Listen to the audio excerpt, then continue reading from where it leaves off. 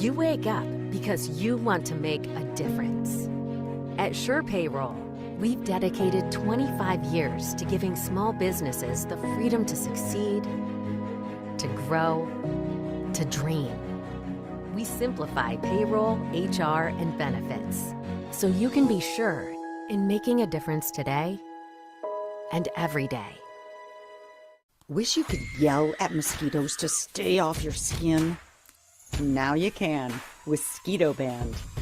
This tech marvel harnesses sound waves to create an invisible shield. No nasty chemicals or odor. It works up to 130 hours on a single fast charge. Get a cool-looking Skeeto Band for every member of your family.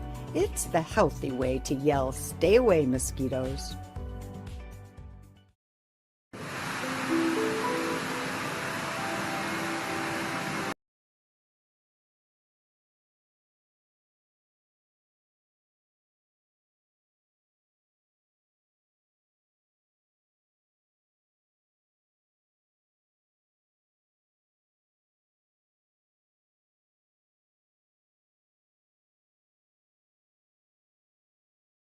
Check this out. You are looking at actress Tilly Norwood. Only here's the thing. She's not really an actress because she's not really a person. She is a product, 100% AI generated. Now she's caught the attention of Hollywood talent agencies, and real-life stars are raising alarms. Jolene Kent joins us from Los Angeles with more. Jolene, what's going on? Good morning, Nate. Look, this is the talk of the town here in Los Angeles. Tilly Norwood was created by Aline Vandervelden, an actor who founded the world's first AI talent studio, Sequoia. Vandervelden says she's spoken with several agents vying to represent her AI character, who she pitched as the next Scarlett Johansson. This has drawn sharp criticism online and talks of a boycott of whichever agent signs Norwood.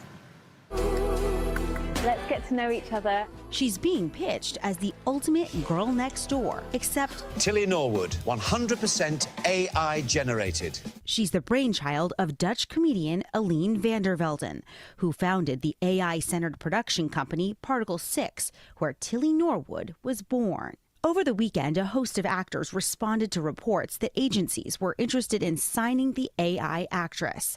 Melissa Barrera wrote, "How gross. Read the room." Vandervelden responded Sunday saying in part, "I see AI not as a replacement for people, but as a new tool," adding, "I hope we can welcome AI as part of the wider artistic family." No contract, no actors! The threat of AI was a major bone of contention as union actors went on strike in 2023, resulting in some new protections. Laszlo taught. But AI remains a part of Hollywood. It helped fine-tune Adrian Brody's Hungarian accent in the period drama The Brutalist. I like to be alone. And de-aged actors like Harrison Ford in the latest Indiana Jones sequel. This is all part of our rapidly evolving landscape that's being figured out in real time, essentially. Elaine Lowe is a staff writer for The Ankler.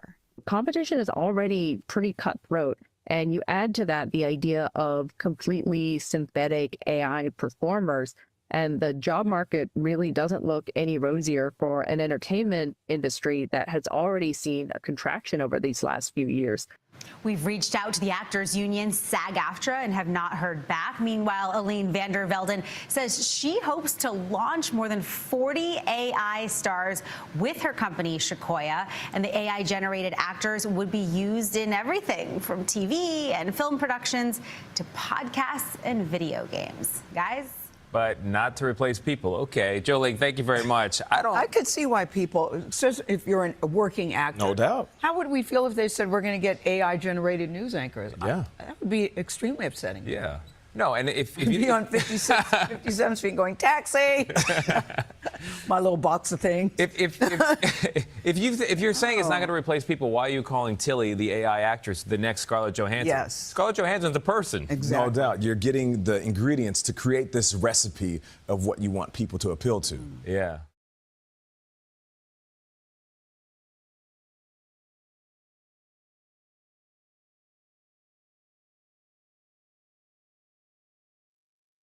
Good morning, everybody. How y'all doing? What you think? What do you think of the future?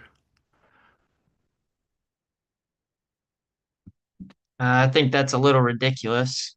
Uh, it's supposed to be like a human art. I don't know. Can't really fake that. Yeah, I agree with that. I agree with that. Anybody else? What do y'all think of that? You are you fine with that?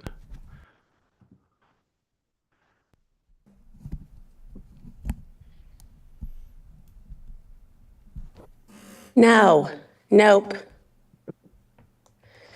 I just enough with AI and the robots. I'm sure there's going to be many I said the robots.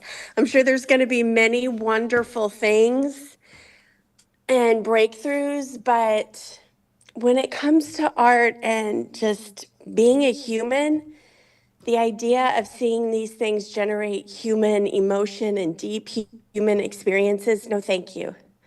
That's too creepy.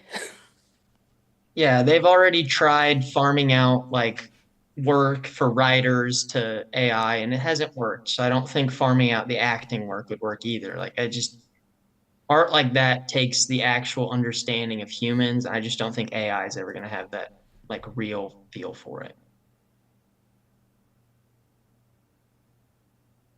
I mean, does she look believable though? Like if you're at a movie theater, if you're flipping the channel and you see her on the screen and I mean, would it be fine? Would the only reason why you wouldn't want to watch it because now you know that she's AI, not because the fact that that is good acting.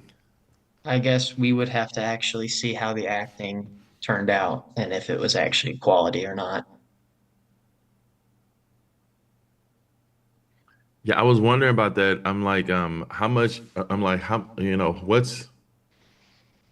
I don't know how far it is from like when the guy played the ape in Planet of the Apes. So when the guy played the little dude in Lord of the Rings, I know he was doing all the stuff. They had the little things on him and stuff, but how much? How far is it from that? Is it like real far or what? You know what I mean? Like how much further is it? But yeah, this is interesting, right? This is what I talk about in here all the time. And it's not because I'm like, guys, I don't want you cheating and all that. It's because I'm like, in the words of Missy, that's enough of this, right? They are constantly taking over and getting more and more. As I mentioned before, I love the show how it's made, but every time I see how it's made, I see machines doing this and flipping this and tying this and doing this. And I'm like, how many jobs have been gone?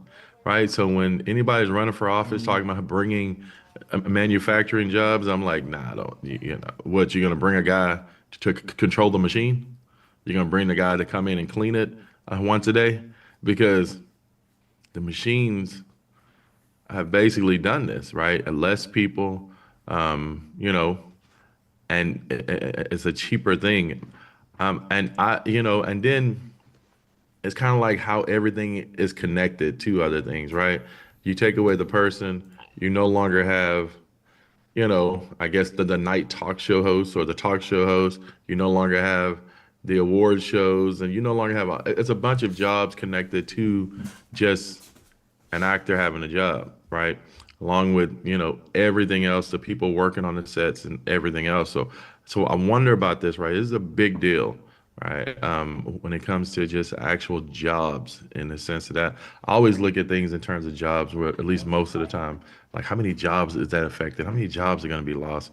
How many jobs are going to be here and things like this?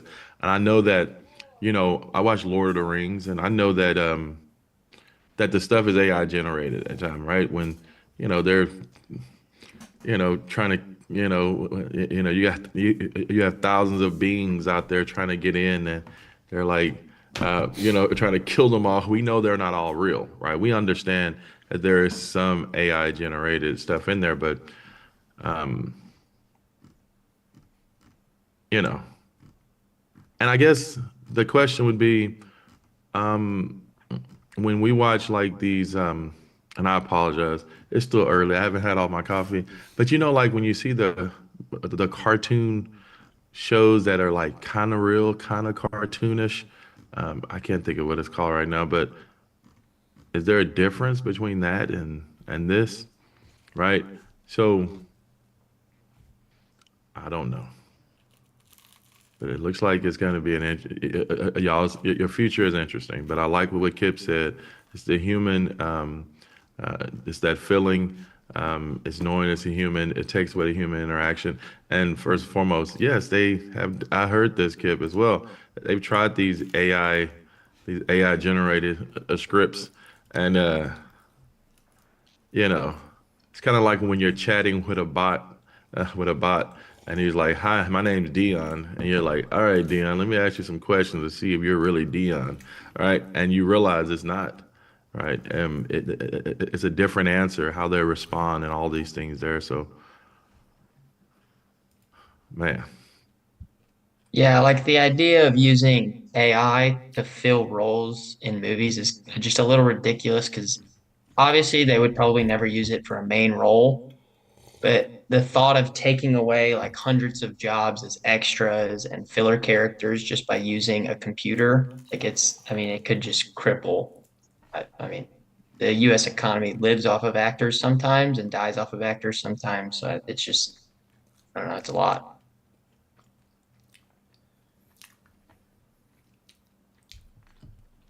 What? Thank you, Kip. And D, no, I haven't seen anything about an AI music artist. Look, I know there was a large number of people upset with people doing auto tunes because they felt like that these people didn't even have, the skill or the talent to sing because they're using auto tune. At least there were people, so this is wild.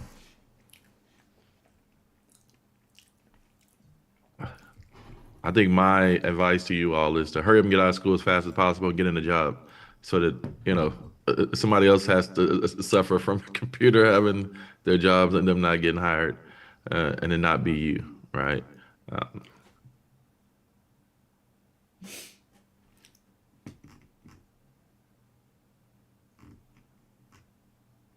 So,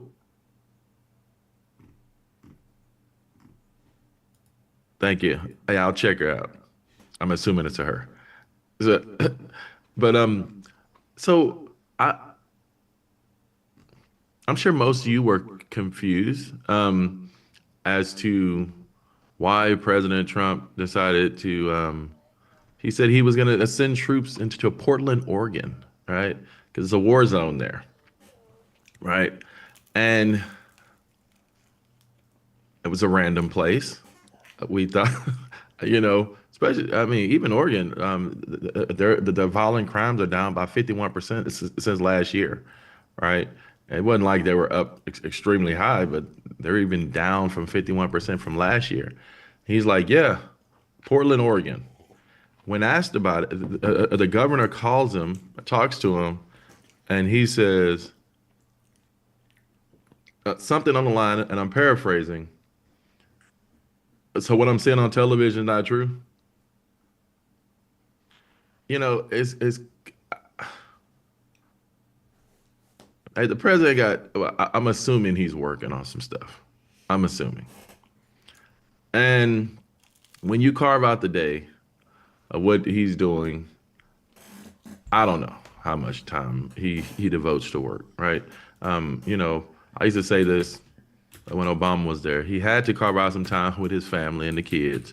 So how much time is he working, right? He had to carve out some kid time. He had to carve out time to listen to, whatever's going on in the world and all this stuff like that. So how much time? But who's there to explain to him all this stuff? There should be someone around him saying, hey, Obama, I know you were hanging out with your daughters yesterday. So let me just tell you what's happening here. And you'd think that the advisors around the president would talk to the president. And we've seen this throughout history. A president have to get rid of advisors because advisors don't tell them things, where presidents go out there and find out something else. Famously, George W. Bush, after Katrina, he was told that FEMA was there.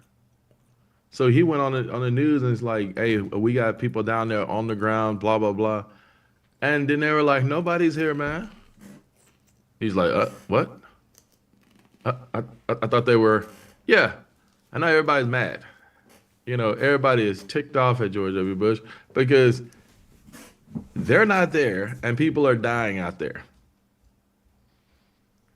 And the fact that people are not just dying, the fact that you're not there, all these news people can make it out there, but the federal government can't make it there. And someone lied to you and told you that they were out there. I think we're getting to some of the same thing. And I believe that if I would have questioned all of you last week and said, so if the president were to send troops into a place, where do you think he would send it to next? I think that many of you would pick places, pick different places, right? I don't know, New Orleans, Louisiana, probably pick Chicago. You probably pick random places. I don't know if most of you would pick Portland, Oregon as the place. Missy, I'm sorry.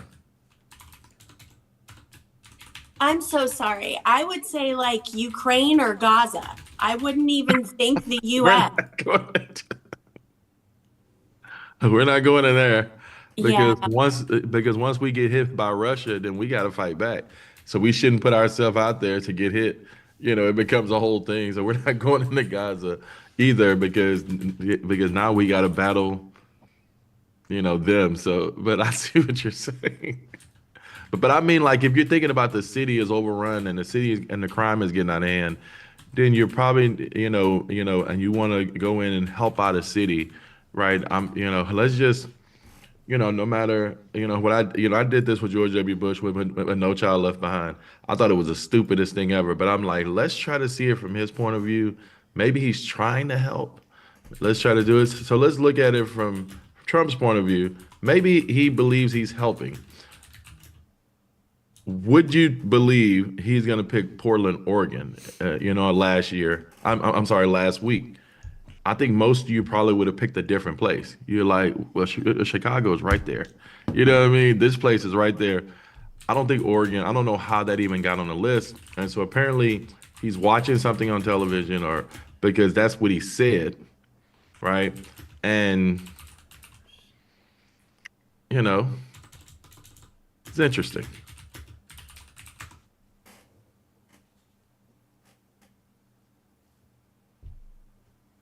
I also think that we need to be concerned about the president sending troops into cities. We cannot normalize this type of stuff. I don't give a damn how much crime is this and that. We should normalize this, right? There's a process, right? It's kind of like when you're at work and you're upset with somebody, you and someone have an issue or there's an issue happening, you go talk to your supervisor. Your supervisor, you like, okay, well, I'm gonna go talk to the manager now. Okay, well, I'll go talk to the regional manager and things like that.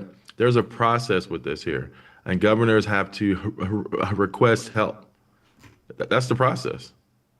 That was a process. That was the whole thing with everything that went down with Katrina, right? It was a process. It's just a process. That's why it works like that there. And, troops, just hanging out in cities have not happened since pre-Revolutionary War, unless you want to look at the Civil War. But the Civil War, I guess we can look at that too. But I mean, presidents just sending troops into cities. And they did that Like all. Eisenhower did that. I'm sorry? Eisenhower did that in the 50s. I remember, and LBJ did that a lot. Right, I'm about to say something with that there. Writings. But these were things that were passed, right? These were things that were done. These were things that were passed. So like the Supreme Court rules, something must be done. Once that happens, that becomes the supreme law of the land. The supremacy clause says that. So the Supreme Court said integration, that Brown versus Board of Education was 19, when that went into effect, now it gives the federal government the power to go and force the integration of schools. But it didn't just happen prior to that, right? We did have a process of the courts ruling on this, and now the federal government is enacting the particular rule that's there, right? And I guess the point I'm making is that I'll just ask you all, do you believe, well, I ask you, Clark, do you believe that President Trump is going to be there for the next 15 years as president? No. Okay, that's my question to you right there. And I ask you that question because if it's once it's normalized with one, it becomes normal just for everything. And now we can use this in different ways, right? There is nothing, well, a KKK is a terrible group of people, right? But I don't think that it's wrong for them to be out and about marching in a city. But what if we get a different president and the president's like, yeah, they've been out there marching, let's send troops down there, right? This is not how we actually want to do things, right? And, maybe President Trump would send troops down to stop the KKK from marching. Who knows, right? But my issue that I'm making is that there's a process and it shouldn't be normalized for anyone to do it, because then it will become the norm for all of them to do it. And this is not what we signed up for, to go after each other and things like that. So, well, where he has his legality is he's protecting federal property. The federal government has the right, thanks to the Civil War and Fort Sumter and its intervention there, they have the right to protect their property. So what's the public property? So what public property are they protecting in Los Angeles away from federal buildings? Even they have the right to protect federal agents too. No, they was used during civil rights. But I'm asking you this. But I'm asking you a specific question. If they're not protecting federal property, would mean that they are standing around a federal building to prevent people from messing with that. If you're not around a federal building, what federal property are you protecting? And I'm telling you this here because I would love for a Democrat to win in 2028 and then talk to you in 29 to see if we're fine with this, right? And I'm not saying that you are taking a political stance on this here, but what I am saying is this here: we have to be fine with this no matter what. And if you are, cool, right? If we get we say, so if Jasmine Crockett wins and she's going into conservative cities and doing this and saying, no, I'm protecting federal property, are you fine with that? If you are, then I'm good with that. I'm just going to be on the other side saying I'm not fine with anybody doing it. Well, and that's good. As an American, we do not like the military. We do not like intervention by the police, and that's what's made us free, is our hesitancy to accept authority. We don't like to accept authority, and that's good. I don't want to lose that. But at the same time, history, they put Marines on, the post office was getting robbed in the 20s. So they put Marines in there. And that was Coolidge. FDR, he put Marines. That's a federal building. In there. But they view the federal personnel, legally you can use federal personnel as being property. But the federal personnel is not just roaming around the city. Just because you work for the federal government doesn't mean that the military needs to go and watch you and follow you around. If you're at work, then that's one thing. That's up for the courts. No, it's not. It's not up for the courts. It's not up for the courts. It's up for us to say, no, the military can't be here. It's up for some of us in the military to say, this is not what I'm signed up for, to go after our citizenry, right? For doing things and marching. So my question to you is are you one of those people who are going to be fine no matter who the president is if they're sending troops into cities? If a person is if the federal government cannot do its job, and these people that he's supposedly going after are people that are rioting, attacking federal officers.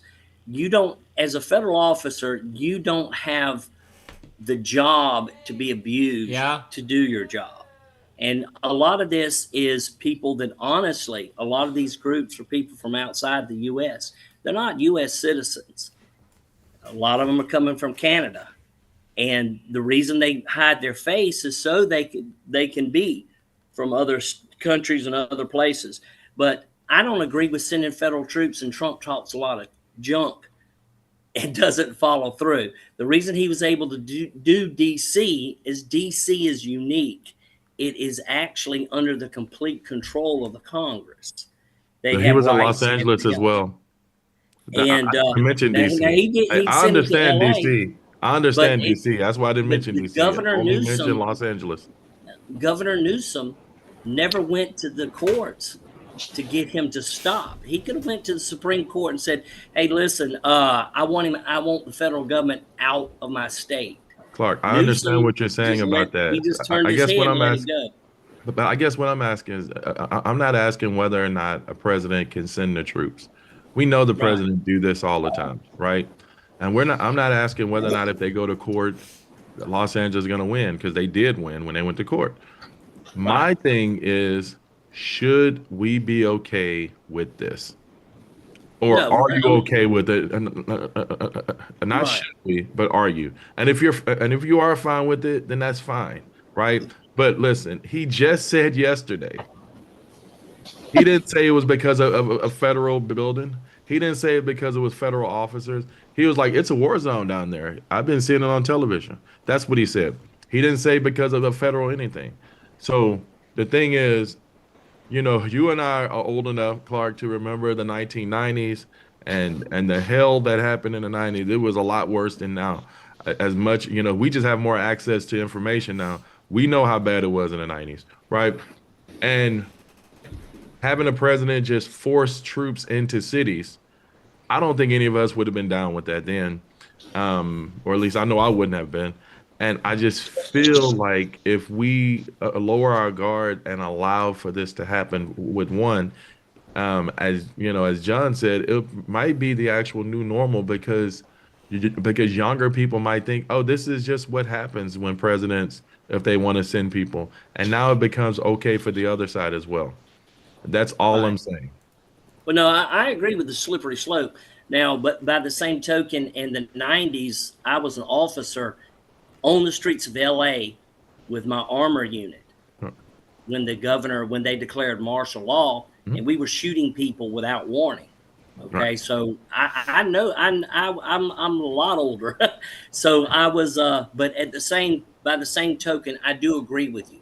As Americans, it is always something we need to. That's why I firmly believe in the Second Amendment. In case I need to stop Trump from doing that, we could form our own units and do what we have to do in order to get things stopped.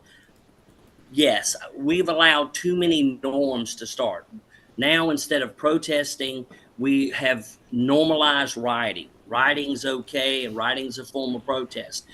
Blocking streets from people trying to go to work so you can put out your message, that's never been a form of acceptable protest, but we have normalized that. So I do agree with you, and it does always. I don't trust the governments. I don't trust, you should never trust the military to the point that you're so in love with it or worshiping it that the next thing you know, they're going to be paratroopers on the streets and in your house.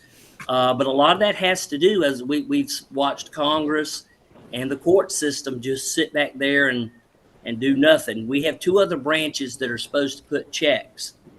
And I tell you the truth, a lot of that would be A lot of these politicians are more concerned with reelection than they're concerned with actually putting checks on themselves and others. And term limits would probably eliminate a lot of that. A lot of this wouldn't be going on with term limits. Whether he has the legality of the right to do it, it's a right that, you know, I agree with you. He shouldn't use. I don't care if Portland burns itself down to the ground.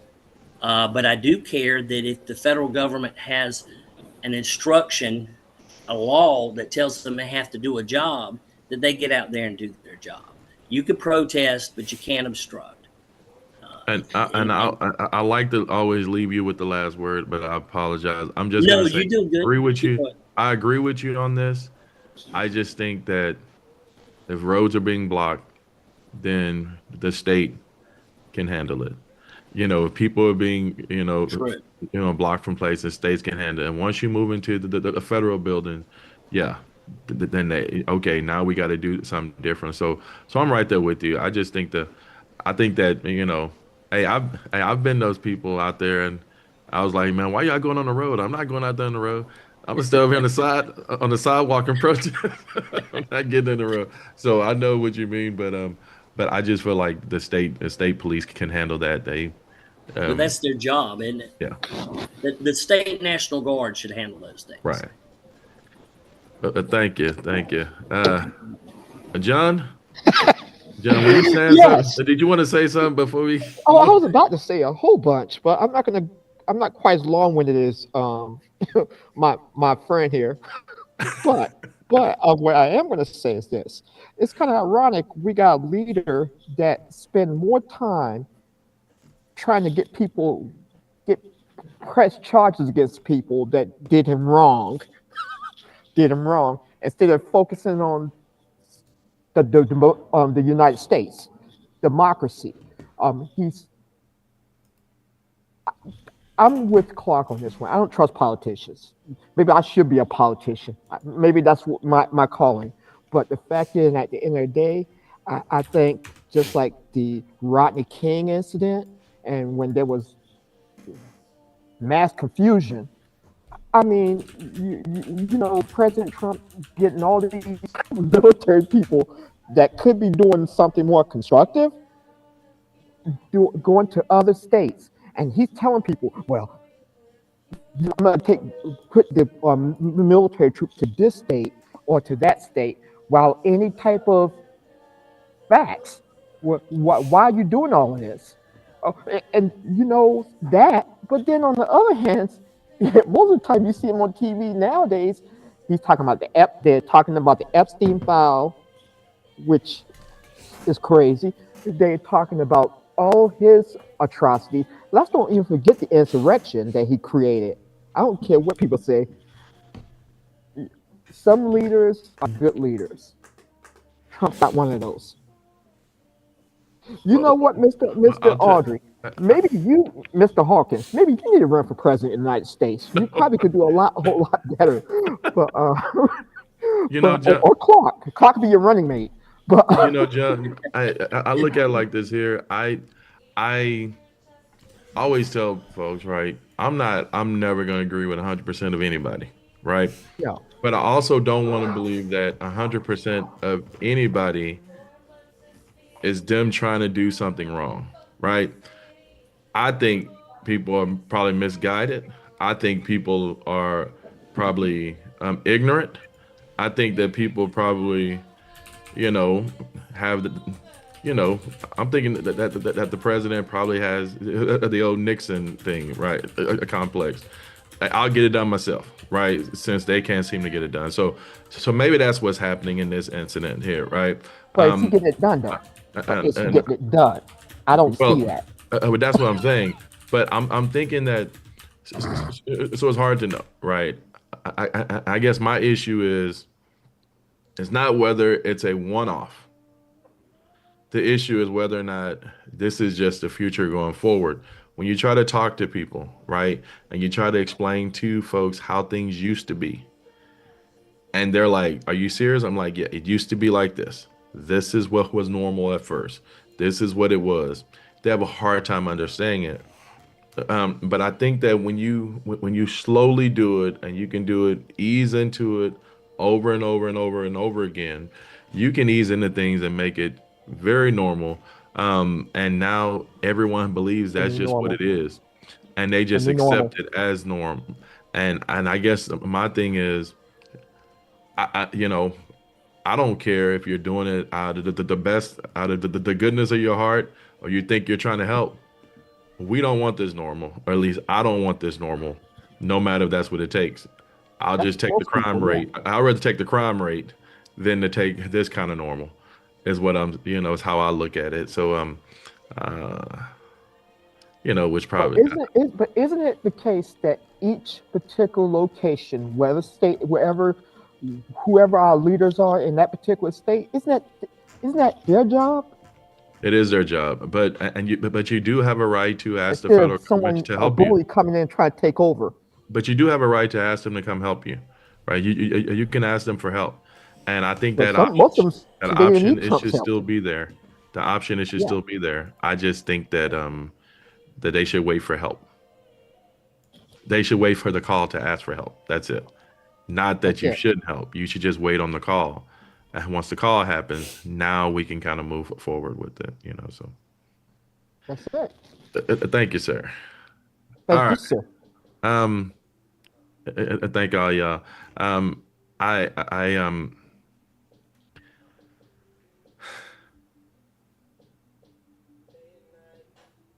So we started off this lecture. Oh no, we didn't get started on this lecture yet, have we? Or did, I don't know if we started or not. I feel like we did. So the political parties lecture. Let me see. I had the slide up. It told me where I left off at.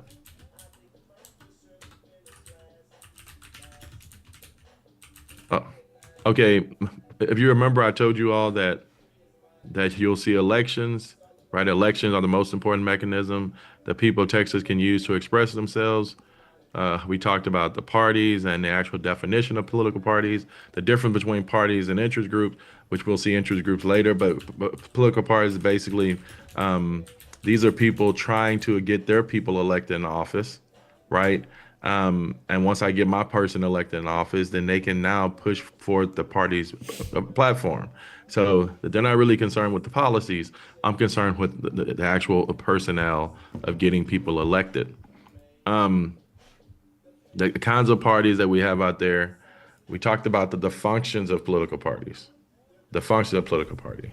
The functions are to find people to hopefully run who can win, get to the primary election, which we're going to have in March, and nominate these candidates to run for the general election. So I'm going to choose a champion on this side between Hillary and Obama.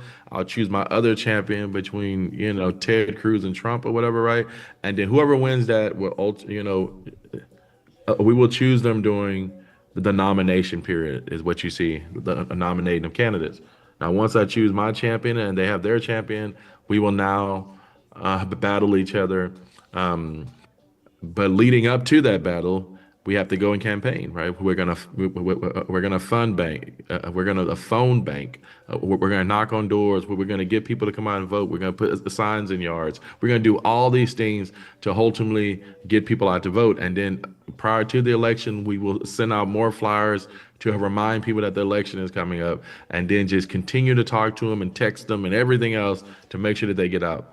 And once we get our people in the office, now these people will put forth the party's platform as well as theirs, but it will be the party's platform, and now they can control the government.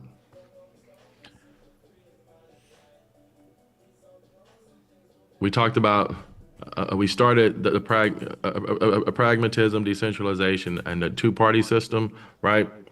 These are the characteristics of political parties. So remember, it's 3 of these.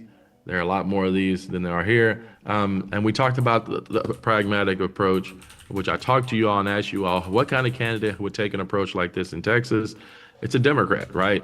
Hey, I believe in the Constitution, the Bill of Rights. I believe in family. I'm a member of the NRA. I attend this church. Remember, Patrick Rose, he was saying all that stuff, right? He was like, he taking a strong stance. I'm a member of the NRA. I'm doing this. It's like, okay, man, cool. Like, everybody believes in the Constitution. Everybody believes in the Bill of Rights. Like, what are you talking about, right? You're not saying anything outrageous. You're not saying anything. Are you really making a good point here? Right. And ultimately, it's try to bring as many people in and not lose people. Right. How do I bring people in and not lose them? Right. So this is kind of how. So this is what the pragmatic approach is. Right. And the whole idea, I mean, we had a guy run last year against Ted Cruz for Senate. He was a football player, I think, with the Titans.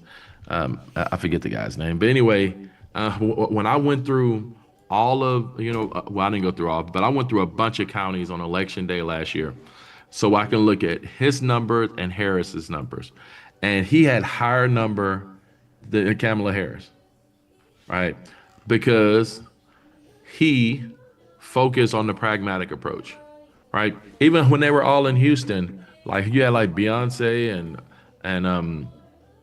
and I think you had President Obama was there. You had Kamala Harris. You had all these candidates there. He didn't show up there. He's like, I'm not going over there. I don't want none of that, right? But he was still running as a Democrat, right? And so he was taking this pragmatic approach of, hey, I don't want to lose people. I'm trying to gain as many people as I can. I'm assuming. So you're working with with that mindset that all of these liberals are going to vote for me anyway. How do I get some of these independents? How do I not lose the independents who are looking at me, and stuff like that? They might vote for me. And it was a calculated effort, and it looks like it worked out well, right? Except the fact that, you had a monster at the top of the ticket, President Trump, right? He was at the top of the ticket, and hey, he is going to bring votes. He's going to bring those votes for Ted Cruz. So Trump sort of helped Ted Cruz a lot to win that race because he was on the ballot. And you can't, that guy's not going to beat Trump, which means that he can't beat Ted Cruz if he's on the ticket with Trump. It was kind of like the Patrick Rose thing where, when George W. Bush came through, he was like a monster. He came through a juggernaut and he just pushed through everybody. But he couldn't get Green because Green did a bunch of stuff. And then, the worst thing that he did was actually debate the guy, Patrick Rose. I wouldn't have debated the guy, but he debated him. Patrick Rose started off as a horrible debater, right? And by the end of it, when he was on television, he was great at debating. And now it's all this here, focus factor, doing this, taking money. You're kind of shady. You look like a used car salesman. All these things here. Patrick Rose is there, and he ultimately won that thing, right? But I mean, he won for other reasons as well, which we'll get into. But ultimately, I believe we left off right here.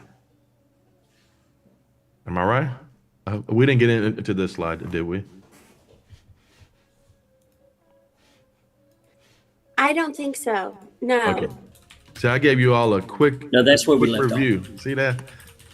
Thank you, Clark, Missy. See, that was a quick review of everything. You're welcome, people.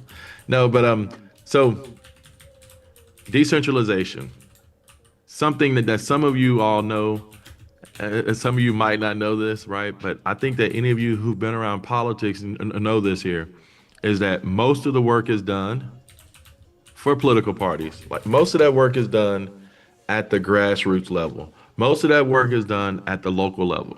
Most of that work is done by people in the community. Now, you might look at someone and think, oh my gosh, these guys are running an amazing campaign. No, they're not. Now, they're up there saying what they need to say. They're not saying something crazy and, stupid and stuff like that or whatever, right? But it's those folks in the communities who are out there. It's the precinct chairs who are out there and stuff, getting people out there, out and about and stuff like that. It's that group of of older women in the community who are out there doing stuff, right? We have in most communities they have like I don't know if you all know this, but most neighborhoods have like a Facebook group now, right? And within those neighborhoods, they don't just have a Facebook group, they have a Facebook group for each party. So you can go even deeper, right? And these people are doing a bunch of work. They're putting out people's information. They're going out there. And a lot of times you got people who are, if you can get like the precinct chairs on your side, they're out there knocking on doors for you and putting flyers out there, putting, flyers in people's doors and things like that. And hey, I got to tell you on a side note, I want to ask you. So if a house says no solicitation, can you leave political stuff there?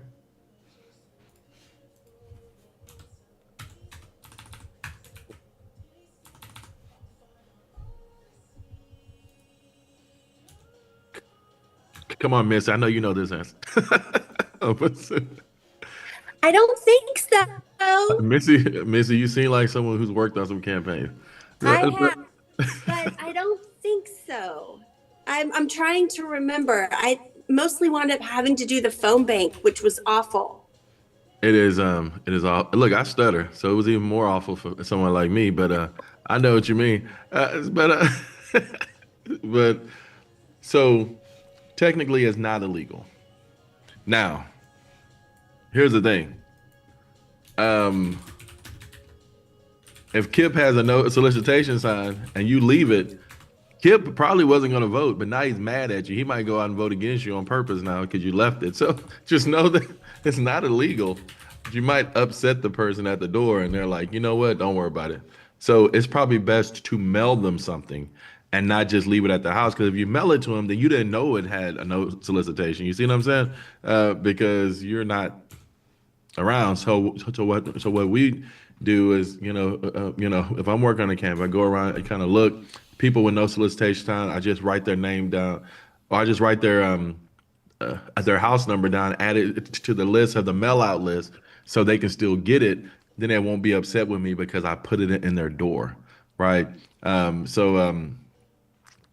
another way around it. But all in all, there we go. All right, so let's talk about this here. So most work is done at the grassroots level, and this is why I wanted you to watch that video on Patrick Rose. Like, Patrick Rose was out there getting folks, and I knew the outcome of it. But even if I didn't know the outcome of the video, I would have felt like I would have guessed the outcome based on what Patrick Rose was doing, right? I understand the other guy had a wife and kids and all that stuff. He had to go coach Trey's T-ball, thing of what she wanted him to do. Which is probably why his wife voted against him. I feel like she did. But Patrick Rose, he was knocking on those doors. He was like, I'm not worrying about, trying to raise money. I'm not worried about none of that. I'm out here knocking on these doors, right? That stuff works. It works. It's very helpful, right? Think about it like this here, right? So think about I'm running for Senate, right? And like Dee is working on my campaign, and then Dee is down the street and she's knocking on the door. She's like, "Hi, I'm with the Andre Hawkins for Senate campaign, because I'm in Congress now, but I want to run because I'm a representative and I'm running for Senate now." So Dee, she stops by the home and they're like, "Okay, who are you with?" "Oh, I'm with Andre Hawkins for Senate." And he's like, "Oh, that guy's an idiot. I wouldn't vote for that guy. He don't even know what the hell he's doing in there and stuff." And Dee's like, "Okay, what do you mean?" "Yeah, he's an idiot. Like, I don't know why he's there." Now he's trying to be a senator. He's already affected the House. "No, I'm not voting for that guy." Well, he's actually down the road. I can send him down there if you want to talk to him, and you can ask him any question that you might have. I don't care. Send him down here. I'll talk to him. I'll tell him to his face. Then I make it down there. I'm like, "Hey, how you doing? I'm Andre Hawkins." "Oh, yeah, I know who you are. You're the one messing up our country." "What do you mean by that?" "Yeah, because you did this here, and you voted for this particular thing here." instead of doing this. I'm like, that bill. Well, look, sir, hey. So the whole purpose of voting for this, because I felt like it would do this, this, this, and this. He's like, okay, so why don't you try this here? Well, we actually tried that back in 2012. It was actually tried in 2012. It didn't work. He was like, well, what about this here? They tried this around that same time too. Look, I don't have a problem trying that. I just think this needs to be fixed. If that's going to fix it, I'll vote that way. I had no problem with that. I just felt like, why go vote the same way that didn't work already, to continue it. Okay, that's fine. Well, what about this and that? Yeah. Sir, I've been hearing about that. I was still in college then when that happened. I wasn't even in Congress. You know what I mean? And it's one of these things here, right, where you can now I'm talking with them. And by the time I leave, I look at him in his eye and I'm like, sir, all right, it was great talking to you. Did you have anything else? Any other question? He's like, nah, I don't have anything else. I think I've heard enough. I'm like, okay, then. Then I'm looking him in his eye and say, and shake his hand. And as I'm shaking his hand, I'm like, can I count on you to vote for me? And he says, I don't know, man. We'll see. Think about that. I was an idiot. I'm messing up the country. I don't know what's happening. Now he shows up to vote, and he's voting with his party. He's going down the line. He's voting with his party, and he's voting just straight down the line, right? Party, party, party, party. And he gets to me, he's like, I guess the kid's okay. Then he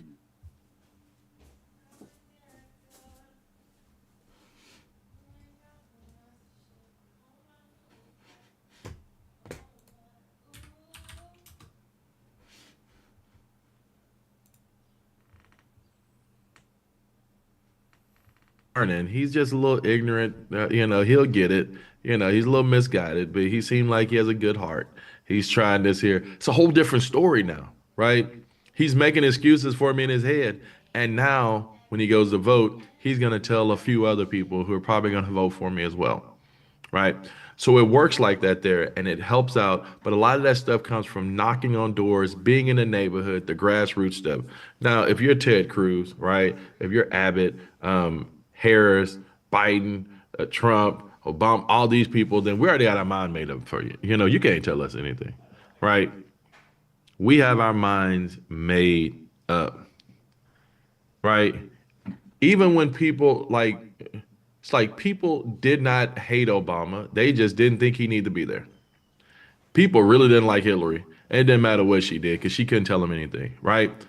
Even Biden. And hey, Biden, they're like, maybe, he's losing some marbles there and stuff. They were saying all kinds of things, right? So it's like, once people have their mind made up about you, it's over. But if they don't have their minds made up about you, and you're a new person coming in, or if you are someone who's there and they kind of know something about you because they've heard some things, and you can go talk to them, it works well. But here's the issue, right? The media does play a role in this. But the media plays a role in bigger races. I remember, and also plays a role in some races if you're able to use the media and stuff like that to help you. I remember, I think I remember telling you the story about the guy who said that, hey, I was selling the plates for $500 a plate and things like that. And I was like, no, I know what you're selling. You're selling contracts, right? Because he was selling contracts because he was running for county commissioner. He was running for a re-election. But his initial race when he was running for election was in 2010. So he's running and he's like, and he calls me up and he's like, hey, Andre, I know you don't really want to get involved in any of this, but because you're, up there and I'm down here because I was down in Galveston County. And he was like, but he said, I'm in a three-way race, right? And he was running as a Republican candidate, right? He said, I'm in a three-way race and I am last. I'm in last place. And I said, how far behind you are? He was like, well, I'm not that far behind, but I'm still behind, them. He said, but we have a debate coming up. And he was like, "You have any advice?" I said, "Look, man, just try to make every time any one of those guys say something, just link them to Obama. Just tell them this sounds like Obama." He was like, "But what does it have to do with any local government? It has nothing to do with county commissioner." I said, "The people don't care because all they see on the news is Obama. So just do it. They don't know anything about roads and bridges and contracts. You don't want to, you don't want to do all that." So he called me a few days later after his debate, and he tells me, well, clearly, he won because I told you he was running for re-election, paying for that, right? And he told me, man, these people were cheering in there every time I would say that. And so it was a great race for him. And he shot up to the top, and whoever won that race was going to win the actual seat. It's a very conservative area. And it just goes to show that the media does play a role at times, right? If you're not winning, if it's hard for you and stuff, then you want to look at something nationally and say, okay, these people vote this way. These people don't like this person. Let's try to link them to it, right? And it works out well. So you can see how media can make a difference in these races and things like that.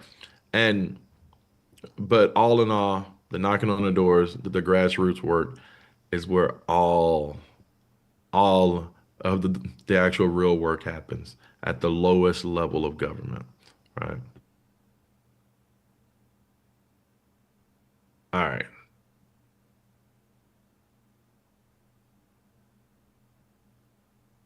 Let me make it easy on y'all, right? Because historically, when I've gone over this slide, I've confused students. Apparently, I gave them a bunch of information and just try to unload as much information I have about this.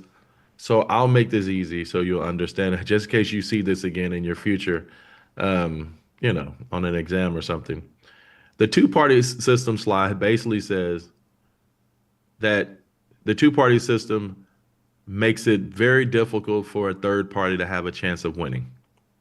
These guys are trying to block out the third party, and they make it very difficult, right? This is why, they have it. This is why they have these rules here, right? Because the whole idea is, how do you stop these third parties from actually getting on there? Because they might have a chance of winning, right?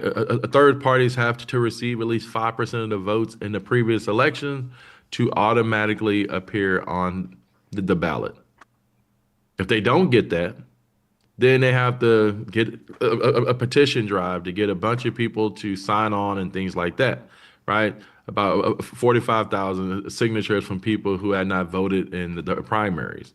So if you voted for a Democrat in the primary or a Republican in the primary, then you can't sign the petition, because signing the petition will count as your vote, right? A lot of times what I'll do is, right, if hey, I won't vote in a primary, I'll just sign a third party's a petition, right? Because I want people to have a chance to be on the ballot. I don't know if you're gonna win, right? But let's give other parties a chance to come through and try to put a candidate on there and stuff like that. And the Whig, the Labor, Peace and Freedom, Socialist, Libertarian, all these kind of things, right? There's all kinds of parties out there that people come up with and things like that. But all in all, I think that what political parties do is make it easier to decide who to vote for, right? Because you're like, I don't know this person at all, right?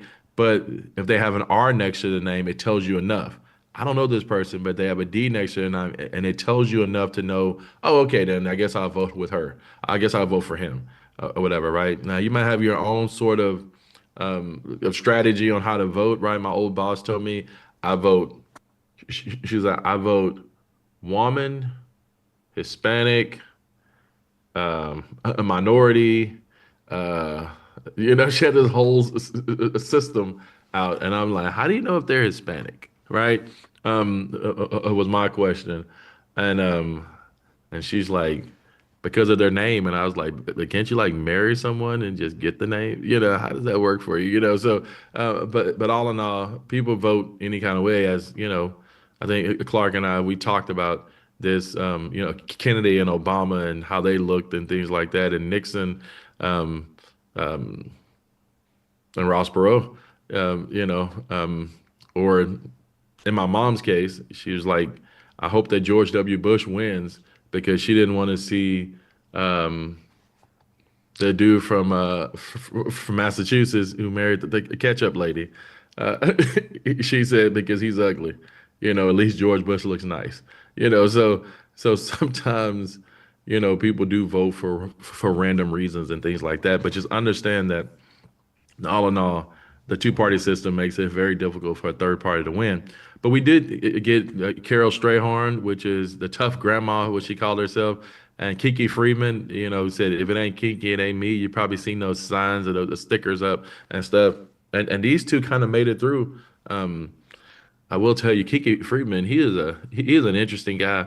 He started a rumor that Rick Perry's wife caught him in bed on Thanksgiving with a man, and he was trying to use that in the election against her. I don't know if any of you remember that.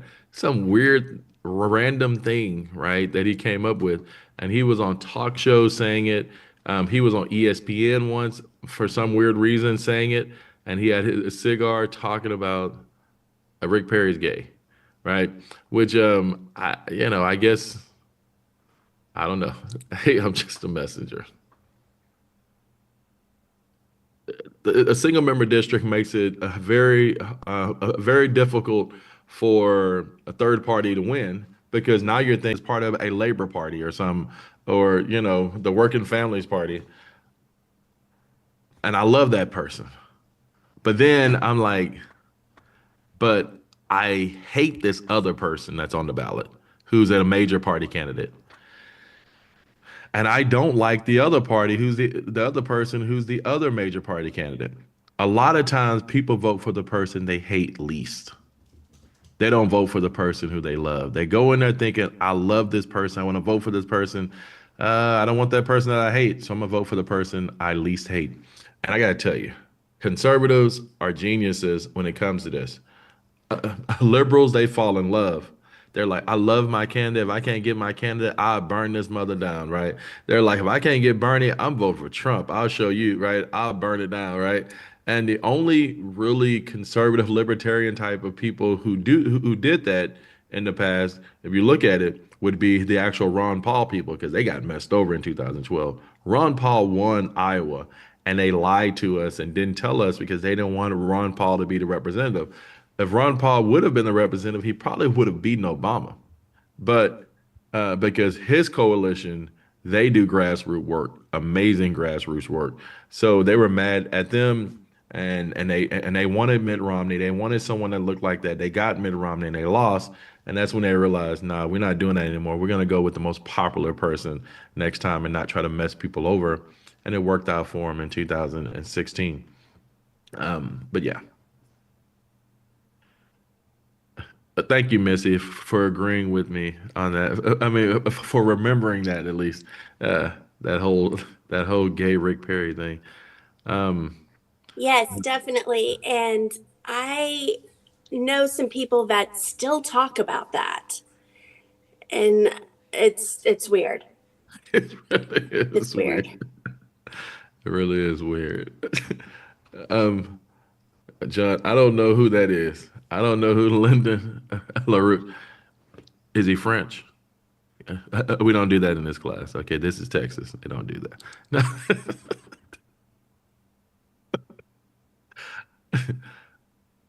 Oh man.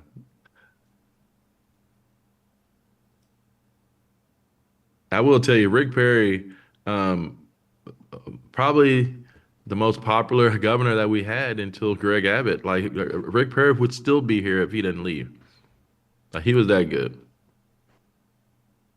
And you know this because I'm gonna show you in the future a Rick Perry map, and you'll see the amount of people in Texas who vote for Rick Perry versus voting for just your average conservative in Texas. People loved him, and he got a lot more votes from Texans than even Greg Abbott and all that, right? So,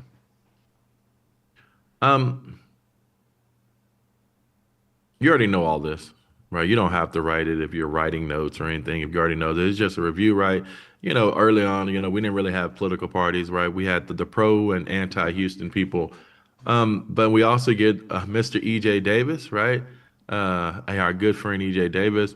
And he was there, and ultimately, after he shows up, he leaves, and they create a new constitution. The Grange heavily influences this. The conservative Democrats, they take over again after those liberal Republicans were raising taxes and forcing them into things and not allowing them to hold office and not allowing them to vote and things like that. Well, there we go. All in all, I just want you to understand, right? Texas is not, it's not red or blue. It's not Democrat or Republican. It's just conservative. If you want to know which party is the conservative party at the moment throughout history, other than E.J. Davis's time, check Texas. Texas will tell you which party is the conservative party because that's the party that's controlling Texas. Again, other than the E.J. Davis time when he had the military and everything else to help him out.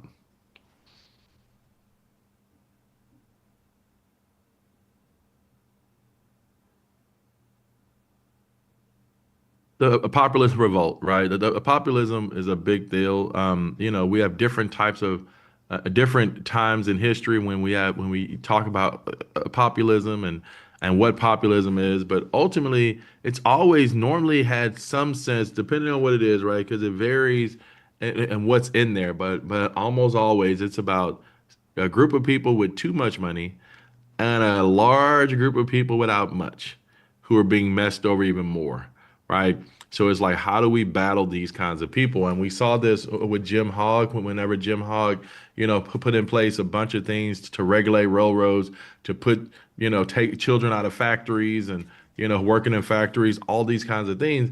It's a battle to try to stop these people with money from messing over, hardworking Americans and hardworking Texans. You saw the coalition that came out of this, right?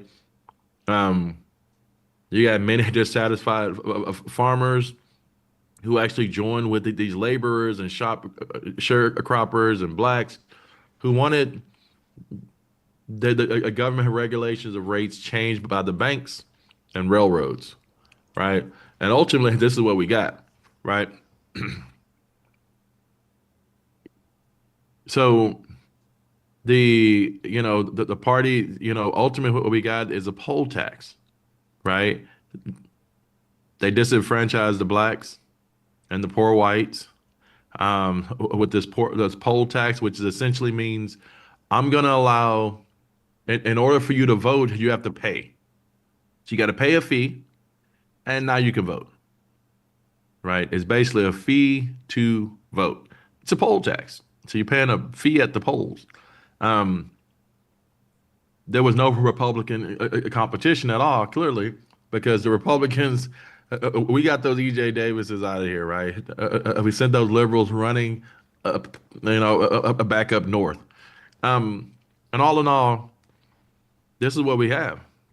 Now, we know that we got the liberals, they basically controlled things, which, the liberals at the time were the Republicans, and they controlled everything nationally. And they were the ones who were closely associated with the Great Depression. The Great Depression happened on the watch of the Republican Party, and the Republican Party at the time was housed by the liberals. So they ran the country into the ground, as through for whatever reasons. And there are many reasons if you want to go down a rabbit hole here. We got reasons that we all know of. Then we got reasons that will take it on a different path that involves J.P. Morgan trying to mess over a group of people because he couldn't get the contract and things like that, all kinds of stuff, right? But all in all, the liberals put the country in debt, which took us into a recession, into a huge recession, and into the Great Depression. There was only one party in town now. Now, the liberals left the Republican Party and ran to the Democratic Party. They're like, hey, can we join you? And they joined the Democratic Party because that was the only way that people were going to vote for them, because nobody was going to vote for a Republican. So now, after the liberals abandoned their party, ran to the other party, now the Democratic Party is housed with liberals and conservatives. We ultimately get to Alan Shivers, as you know, and we get the Shivercrats, which you might see again on your exam, which is advocating for folks to vote for, when you're voting for the president, to vote Republican so that we can get the conservative, because we're going to have a conservative there.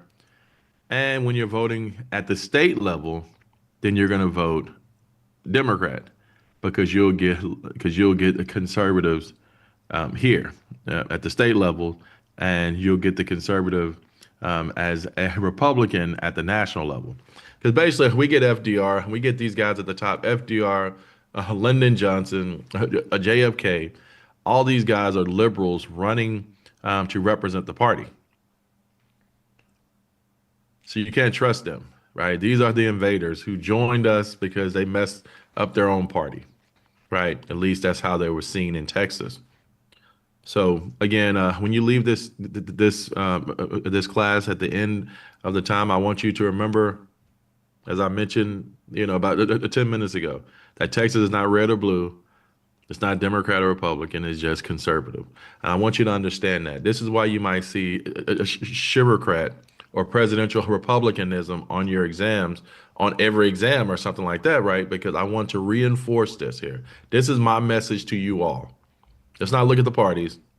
Let's look at the people inside the parties at the time, so that we can understand that Texas has always been conservative and will continue to be conservative unless they get the military to help them to become liberal. Or unless someone says something crazy, during an election. So they call it an ideological cleavage, and this is that split in the Democratic Party with liberals and conservatives in it, right? Since it's packed with everybody. Does everybody understand what I'm talking about when I'm saying this? I just want to make sure.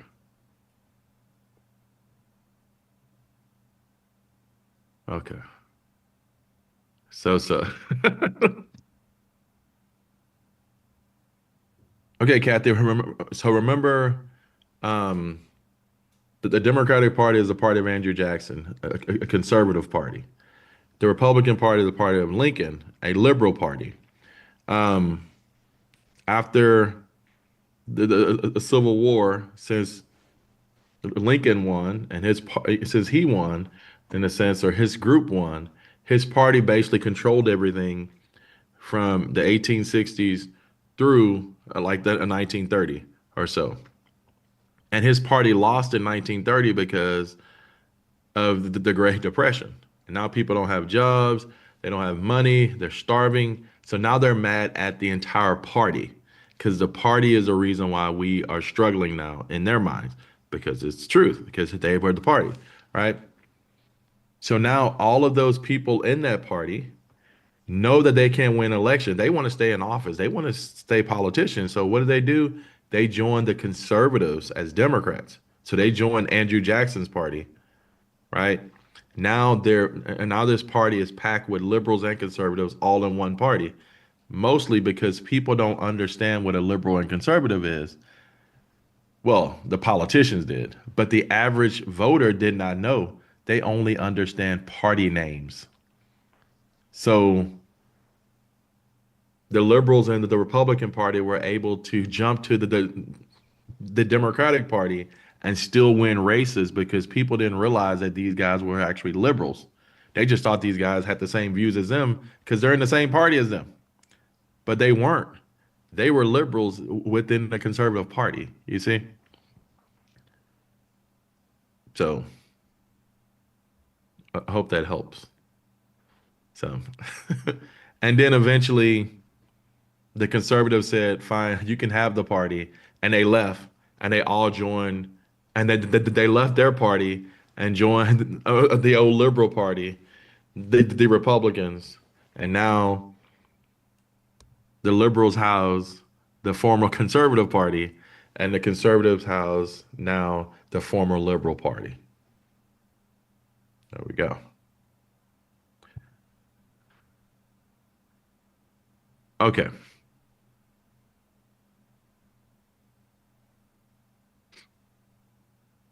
Just something that was out back then when they're out there campaigning. And I want to tell you, one party, the Democratic Party, the time that the conservatives were for the white man. The Republican Party is for the black man, or, the Liberal Party at the time. It's interesting, right, to know this here, that, and I'll leave with this, or at least put this out there, that, and I don't know if I mentioned this before, if I have, I'm sorry, right? But, Democrats, now, or at least I won't even say Democrats, I'll say liberals, right? Liberals and conservatives are different kinds of people. And maybe, I have no idea what it is, right? But, conservatives have sort of they have a more, these guys are more likely to forgive you for being a liberal in a sense. I'll put it like that. So if a liberal left the party and said, you know what, I'm going to be a conservative, I see what's happening, I'm leaving. Conservatives will welcome them in with open arms. That they welcome them in and things like that. Liberals, when conservatives do this, we've seen conservatives, liberals are like, nah, go back over there with them. You go over there with them. Don't try to come over here now, right? And it becomes one of those things where it doesn't allow for a party that seems to have more people in the country sort of sharing their views. They just happen to be packed on top of each other in states instead of spread out across the country. They are more likely not to want to accept people in. And you see this happening, right? And not only that, liberals will tend to, or have since at least 2015, right, have begun to sort of push people out of their party, or not want people in their party, or ostracize people by attacking certain groups of people. And I say this because I think it's important as we go forward, right? We're looking at these parties, and I'm looking at this platform here, and it seems as though many people look at the parties like this here, right? Where you have the Republican Party, which is a pretty bleached party, a pretty white party, right? Overall, compared to the Democratic Party now, which is not as bleached or not as white. But we had a concerted effort from 2015 to like 2020 of the white male attack, right? And it's too many white men in the country to not invite them into the party, right? If everything is the fault of white men, and I'm a white man trying to help you out, and because it's not really affecting me like it's affecting you, right? Then why stay there and be attacked, right? And I think that liberals or Democrats now, right, or liberals need to rebrand this and reframe this and not put an attack on all white men. Because now all you're doing is just pushing out the few white men who you need as allies if you want to win elections. You cannot win an election all based on minorities. It's not enough to win an election, right? Because it's not enough who are going to vote with the party. You need white men to help you win these elections. So, I would say it's just one of these things as we look to it. I'll ask you this question. Would you remain around a group of people who are constantly talking about you being the issue while you're there trying to help, right? And I think it's just something to keep in mind as you go forward in campaigning and things like this, and the actual rhetoric that's put out there online and on social media and stuff. what are we doing, or what are you doing as a party, or what are you doing as a person to contribute to losing more and more potential allies who can help you, get the outcome that you're hoping for. So that's what I'll leave you with. And thank you all for everything, and thank you for participating. And I'll see you Wednesday. Thursday. I'm sorry. Thank you, Mr. Hawkins. Thank you. Thank you. Bye. Have a good day. All right. You too. Thank you, Professor. Thank you. Thank you.